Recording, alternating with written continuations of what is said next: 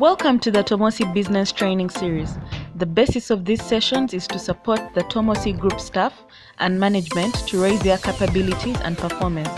This is also a platform to share our experience with young entrepreneurs making an effort to build their startups in Uganda and across Africa.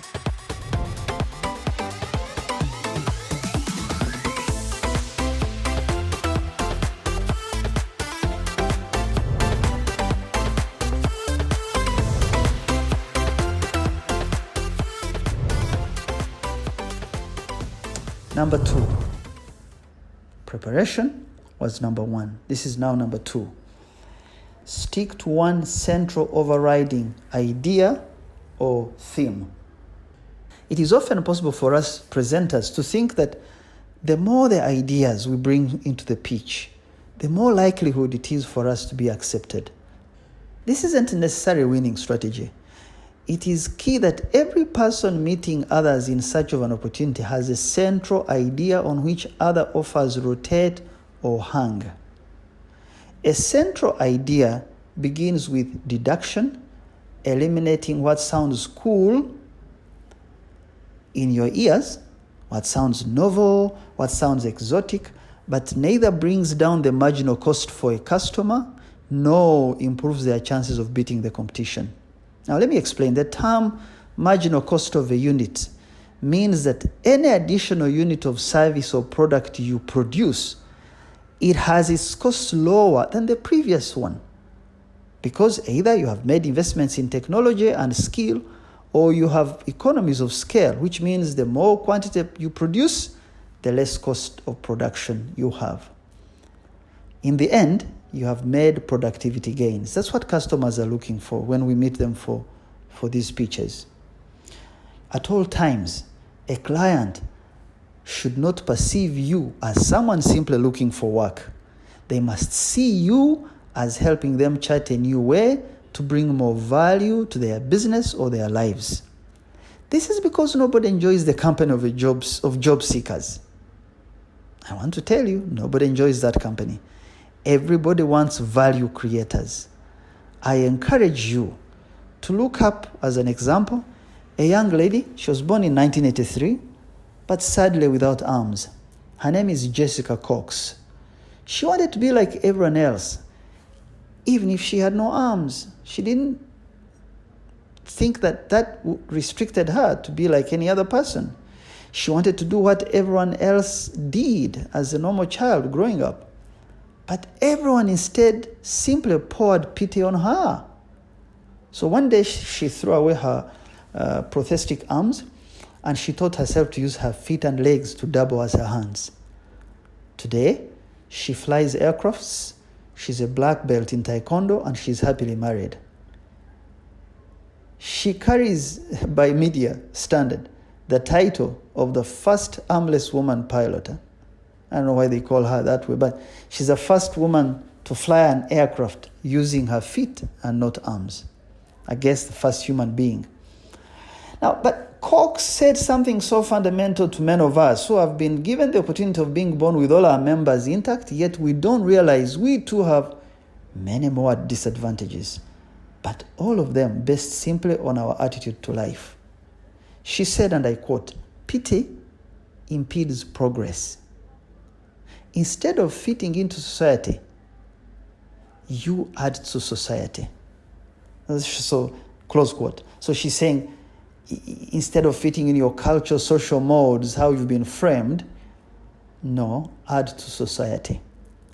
Now, I urge you to think about the value you bring in your pitch. Don't just seek after work, important as this is. Drill more in for value before you get work. A central idea or theme stems from knowing your core offer to the world without first necessarily worrying about what your competition is doing. Competition is important to deal with, of course, but first you should be more concerned about your service and what you offer. Let's take an example.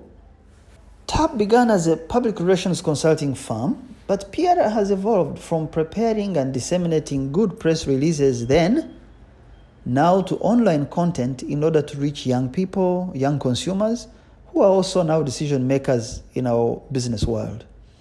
The central idea today for PR is to research, collect, edit, and disseminate content, not just a press release. Content that companies would want to use to appeal to their market, either as owners of this content or co-creators of this content with TAP, and then stream it on in both the digital form and in traditional media channels, radio and television, where the press release used to go. Just change it, circumstances, so the central theme changes. However, we know TAP can still do an event, can buy media, can manage a training session, etc., etc. Now, while these services were central yesterday and they still generate revenue for the company today, they may not be the central core of the business tomorrow. And tomorrow is always planned and executed often today. So a studio, for example, is simply a tool to bring the marginal cost of production down in the long run, both for TAP and for her prospective clients. Otherwise, this work could be done externally forever. So do not confuse, please, do not confuse equipment, infrastructure, or even services as a central theme of the business. If you know the central theme of a business or the person you are pitching to, you are more likely to find an overriding idea that can help the client rather than pile up so many solutions to them in a pitch that sound like a lot of thinking, yet they are really hard to execute, and they are a drain on money and effort. Now, those of you who like reading and have interest in reading on this issue further, there's a principle in economics we used to call aggregate efficiency.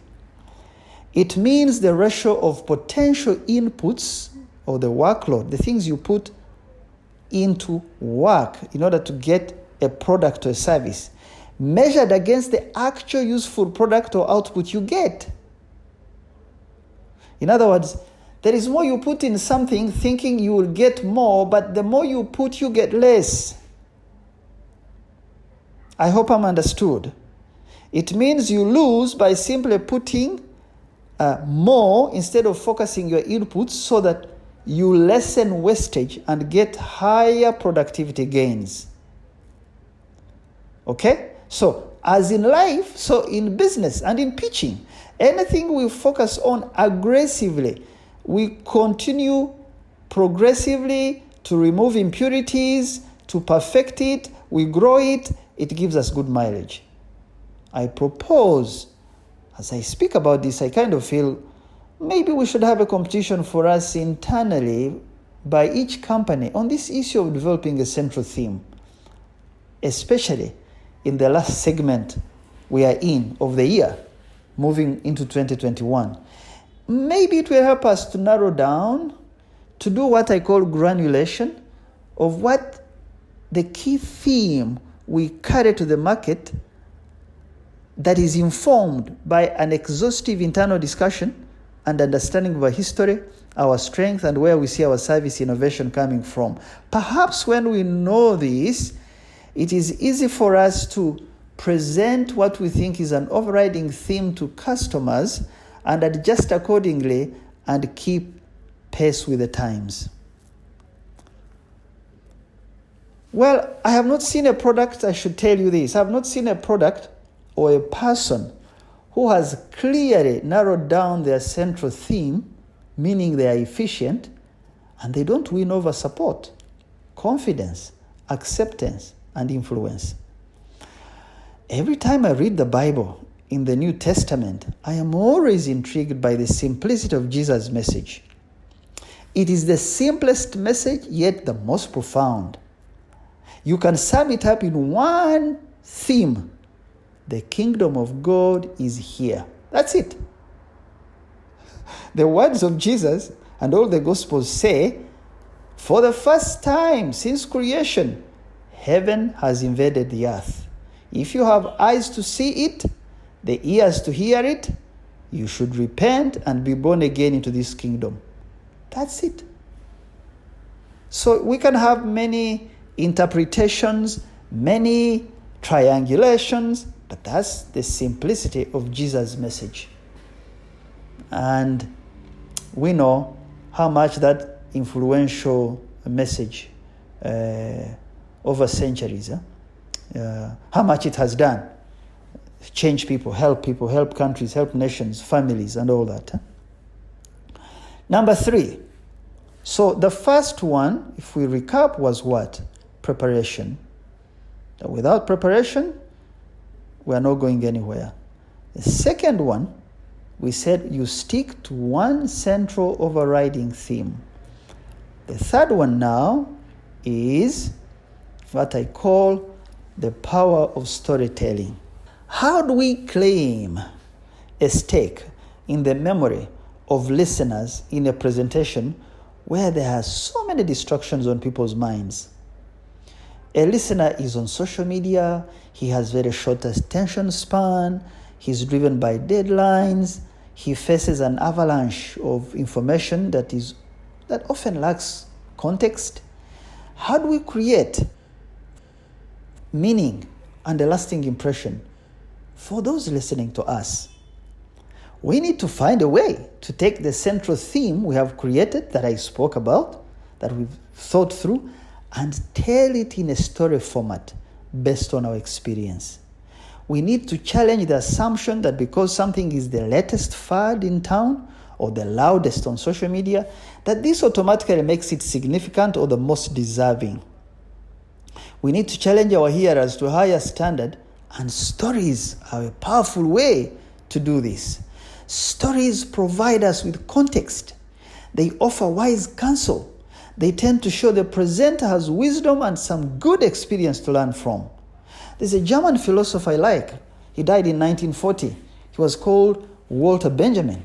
He wrote something so fundamental and so prescient on the matter of storytelling as a form of presentation, and I want to share it with you. He said, and I quote, "The value of information does not survive the moment in which it was new. It lives only at that moment. It has to surrender to it completely and explain itself to it without losing any time. A story, however, is different. It does not expand itself. It preserves and concentrates its strength and is capable of releasing it even after a long time." Close quote.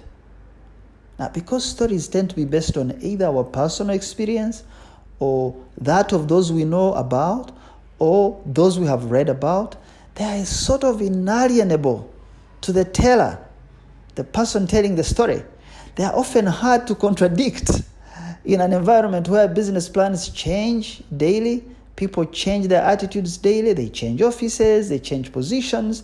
Even the very people in the presentation rooms change their minds. Stories, to me, seem like a constant in a changing world because they carry a lot of wisdom with them. Have you ever wondered why Jesus spoke in parables to his first century agrarian listeners? Do you remember the story of the Good Samaritan, which I can sum up in our modern day idiom, just one idiom: not all that glitters is gold. That's what the Good Samaritan is about.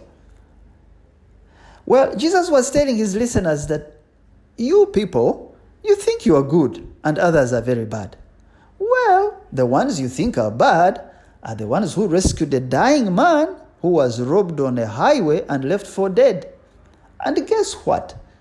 The ones who were expected to be good and to do the right thing, well, they looked the other way and they left the man dying in a ditch. Simple but powerful. Why are you pretending? You say you are this, but your actions speak louder. That's really power of this story.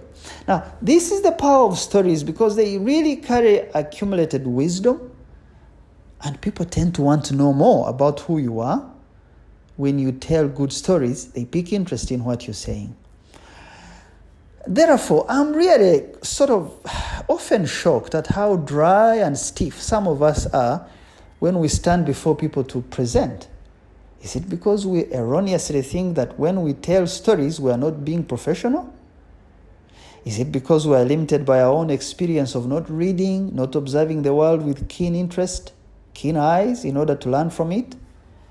Should we not reflect more, read more, listen more to people who are different from us, older, slower, faster, younger than us? Should we not do more of that instead of less? Otherwise, how do we get these stories? Is this lack of storytelling I tend to see on our team a lack? Does it reflect something to do with lack of reflection? The thing that causes us fear sharing stories when we pitch? Well, I want to ask you, then how come we like to share less helpful content, often trivia, created by other people on social media? I leave you with that question. Let me end the segment with another quote from Walter Benjamin. He says, and I quote, "The storytelling that thrives is itself an artisan form of communication, as it were. It does not aim to convey the pure essence of the thing, like information or a report. It sinks the thing into the life of the storyteller in order to bring it out of him again. Thus, the traces of the storyteller cling to the story the way handprints of the potter cling to the clay vessel." Close quote. Need I say more? Those of you who I have been in various pitches with, you know I never get tired of telling stories, whether it is about ancient history, world wars, culture, Africa, Europe, the world, language, etc., etc. It isn't because I'm trying to break ice or crack some usual pedestrian party jokes. No, not at all. It is because I truly believe that people open up and they listen better when they are confronted with something of an experience in a story they can relate with, and they want to know more about the presenter. And what more, their often faulty predispositions and assumptions are knocked down. They instead are driven by a sense of curiosity. Well, let's aim at getting our listeners at least to that level. Stay well, stay safe, and God bless you. We are making for Africa. Bye-bye. Enjoyed this session? We would like to hear from you. Please give your feedback using the Google form attached or email us at info@tomosigroup.ug and visit our website on www.tomosigroup.ug or tune into the Tomosi Business Series on Facebook and YouTube to enjoy more of our weekly training podcasts. You can also visit our offices at Tomosi Business Park, Luzira, Port Bell Road, or call 0789 901 356.